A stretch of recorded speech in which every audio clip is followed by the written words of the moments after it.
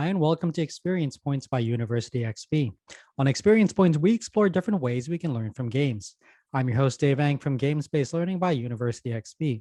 Find out more at universityxp.com. On today's episode, we'll cover games for adult learning. Adult learning represents a substantial field of higher education. Though in media and pop culture, they don't often represent the quintessential college student. That is often why games are not always included when discussing applications for adult learning and development. So that begs the question, can games, simulations, and serious games be used for adult learning and development? This episode will review some of the positives of including games in adult learning and development. The application of games compared to other activities will be discussed, as well as some digital applications of games-based learning. Games-based learning is a topic discussed in different applications of different educational methodologies. Games can also be used to help individuals with different learning styles, help students retain information, and apply what they've learned outside of the classroom. That's because games-based learning is an application of experiential learning. Experiential learning is a method of learning by doing, where students interact with content, perform an activity, or engage in some sort of work. The most popular forms of experiential learning are cooperatives, internships, externships, study abroad, and outdoor learning. Games-based learning also falls into this category. Games-based learning is experiential learning. Games are often attributed to children in elementary education, but they don't always have to be. Adults can also learn through games, especially as they are introduced as an interactive and experiential part of coaching and learning framework. Games are great for entertainment, but how can they be used for learning? One example is using simulations or serious games. Serious games provide students with the ability to put their learned skills into practice. Whether that be a flight simulator or a stock market simulator, games help students learn through practice. Games are also great at providing immediate feedback to learners. Such feedback allows students to alter and adjust their approach to understanding the activity and the environment. This allows students to actively experiment and discover new and novel ways of doing something.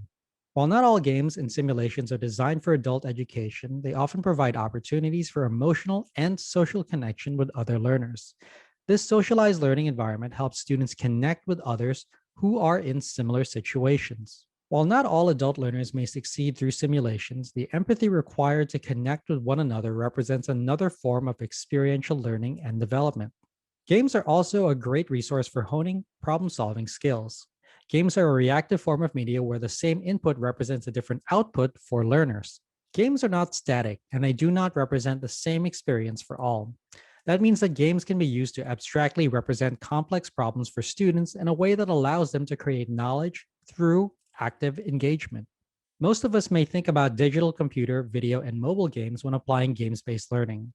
This is a popular medium of games and would serve as a great avenue for addressing adult learning and development. Mobile technology alone represents significant student use that would aid in engagement outside of their traditional classroom.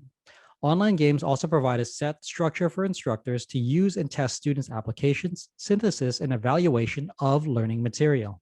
The field of games-based learning is constantly evolving and emerging, one with many improvements necessary before it is implemented on a much wider scale. This episode reviewed some of the positives of games-based learning for adult education. It included the application of games compared to other activities, as well as some digital applications of games-based learning. I hope you found this episode useful. If you'd like to learn more, then a great place to start is with my free course on gamification. You can sign up for it at universityxp.com/gamification. You can also get a full transcript of this episode, including links to references in the description or show notes. Thanks for joining me. Again, I'm your host, Dave Ang from Games-Based Learning by University XP. On Experience Points, we explore different ways we can learn from games. If you like this episode, please consider commenting, sharing, and subscribing. Subscribing is absolutely free and ensures that you'll get the next episode of Experience Points delivered directly to you. I'd also love it if you took some time to rate the show. I live to lift others with learning, so if you found this episode useful, consider sharing it with someone who could also benefit. Also, make sure to visit University XP online at universityxp.com. University XP is also on Twitter at university_XP and on Facebook and LinkedIn as University XP.